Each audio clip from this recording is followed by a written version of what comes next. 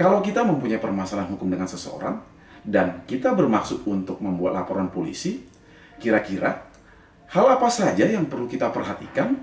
Apakah setiap permasalahan kita dengan seseorang atau dengan orang lain yang akan kita laporkan nantinya bisa dilaporkan kepada pihak kepolisian? Lalu, kalau kita bisa membuat laporan polisi atas permasalahan kita tersebut, bagaimana step-stepnya sehingga terhadap laporan kita tersebut dapat diproses berdasarkan ketentuan hukum yang berlaku di Indonesia? Sebelum membuat laporan polisi, hal-hal yang perlu kita perhatikan, apakah dalam permasalahan yang akan kita laporkan tersebut merupakan delik pidana atau mempunyai unsur-unsur dugaan tindak pidana. Delik pidana yang saya maksud di sini adalah perbuatan dari seseorang atau orang yang akan kita laporkan tersebut dapat dikategorikan sebagai dugaan tindak pidana sehingga terhadap orang tersebut atau terhadap pelaku dugaan tindak pidana tersebut dapat diproses berdasarkan ketentuan hukum pidana. Misalnya, apabila orang yang akan kita laporkan tersebut mempunyai hubungan hukum yang murni perdata, misalnya karena persoalan hutang piutang, maka terhadap perbuatan orang tersebut yang berhutang ke kita tersebut tidak dapat dilaporkan kepada pihak kepolisian. Jadi, upaya hukum yang dapat kita lakukan adalah dengan mengajukan gugatan perdata ke pengadilan, seperti apa yang telah saya sampaikan dalam video-video saya sebelumnya. Tapi, kalau dalam perjanjian hutang piutang tersebut ada unsur pidana, katakanlah seperti dugaan tindak pidana penipuan atau dugaan tindak pidana lainnya, misalnya orang yang berhutang tersebut sebelumnya beralasan kalau kita memberikan pinjaman, maka orang tersebut akan memberikan kepada kita keuntungan setiap bulannya karena uang yang akan kita pinjaman tersebut akan digunakan untuk sebagai modal investasi. Tapi ternyata hal tersebut hanya merupakan akal-akalan dari pelaku, maka dalam hal ini perjanjian hutang piutang tersebut yang seolah-olah merupakan atau sebelumnya merupakan ranah perdata dapat dilaporkan kepolisian karena ada unsur dugaan tindak pidana penipuan misalnya.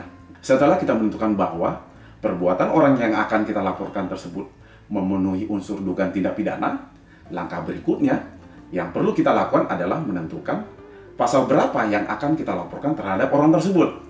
Selain itu, kita juga perlu mempersiapkan saksi-saksi dan bukti-bukti yang akan mendukung laporan kita sehingga dapat diproses oleh pihak kepolisian.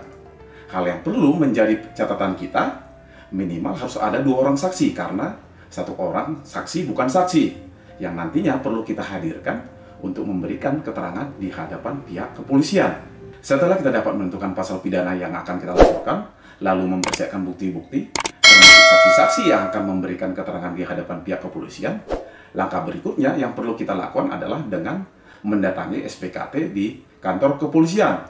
Sebelum membuat laporan, sebelumnya kita akan memaparkan dugaan tindak pidana yang akan kita laporkan kepada pihak petugas yang bertugas pada saat itu atau pihak yang menerima konsultasi.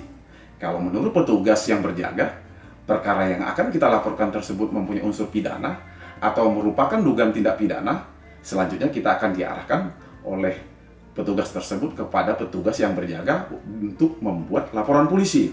Nantinya, petugas tersebut yang akan menerima laporan kita dan selanjutnya petugas tersebut akan menyerahkan surat tanda bukti lapor polisi yang di dalamnya mencantumkan nomor laporan polisi, pasal yang kita laporkan, duduk perkara termasuk pihak-pihak yang kita laporkan atau pihak-pihak terlapor, termasuk nama saksi yang akan mendukung laporan kita dan bukti-bukti yang akan kita serahkan kepada pihak kepolisian pada kesempatan pertama tersebut.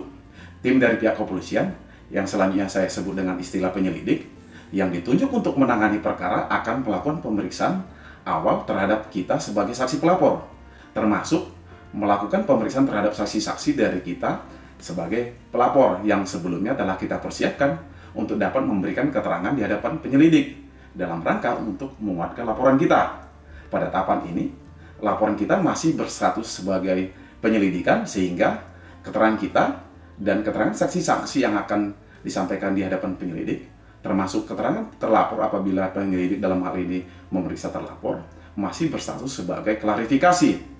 Jika dari hasil pemeriksaan penyelidik, lalu penyelidik menganggap ada perkara dugaan tindak pidana, selanjutnya pihak penyelidik akan melakukan gelar perkara untuk dapat meningkatkan laporan kita dari penyelidikan menjadi penyidikan.